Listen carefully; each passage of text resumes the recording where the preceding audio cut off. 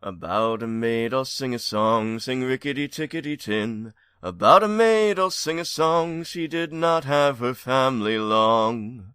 Not only did she do them wrong, she did every one of them in, she did every one of them in. One morning in a fit of pique, sing Rickety Tickety Tin. One morning in a fit of pique, she drowned her father in the creek. The water tasted bad for a week. We had to make do with gin, we had to make do with gin. Her mother she could never stand, sing Rickety Tickety Tin. Her mother she could never stand, and so a cyanide soup she planned. Her mother died with a spoon in her hand, and her face in a hideous grin, her face in a hideous grin. She set her sister's hair on fire, sing Rickety Tickety Tin. She set her sister's hair on fire, and as the flames and smoke rose higher, she danced around the funeral pyre, playing the violin, oh Lynn, playing the violin. She weighed her brother down with stones, sing Rickety Tickety Tin. She weighed her brother down with stones, and sent him down to Davy Jones.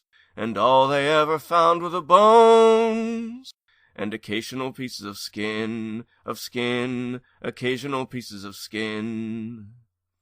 One day when she had nothing to do, sing Rickety Tickety Tin. One day when she had nothing to do, she cut her baby brother in two, and served him up as an Irish stew, and invited the neighbors in, invited the neighbors in.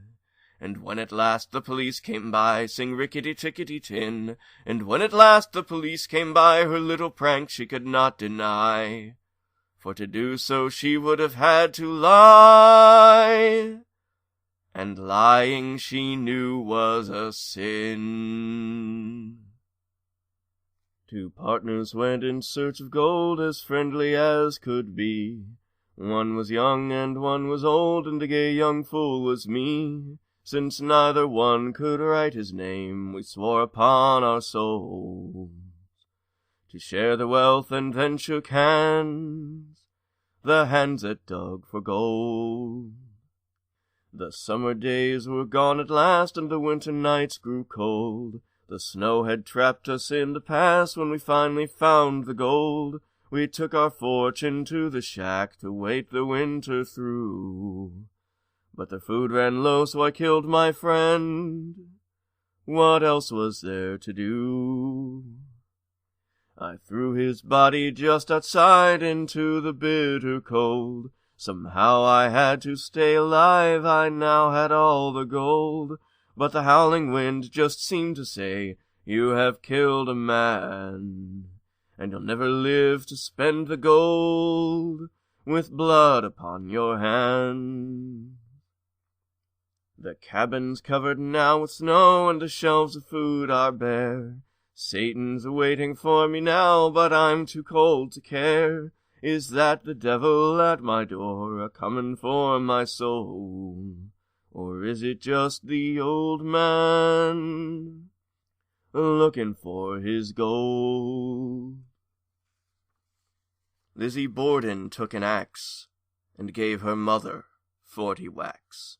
And when the job was nicely done, she gave her father 41.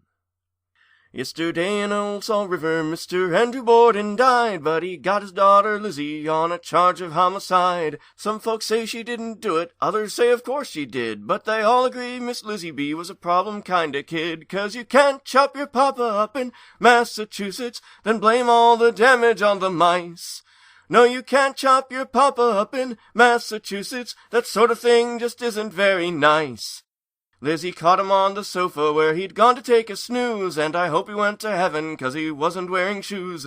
Lizzie kind of rearranged him with a hatchet, so they say, then she got her mother in the same old-fashioned way. But you can't chop your mama up in Massachusetts, then say you were tired of her cuisine.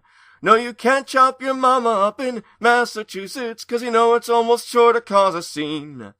Well, they really kept her hopping on that busy afternoon, with both down and upstairs chopping while she hummed a ragtime tune. Yes, they really made her hustle, and when all was said and done, she removed her mother's bustle when she wasn't wearing one. But you can't chop your papa up in Massachusetts and say that it was planned as a surprise.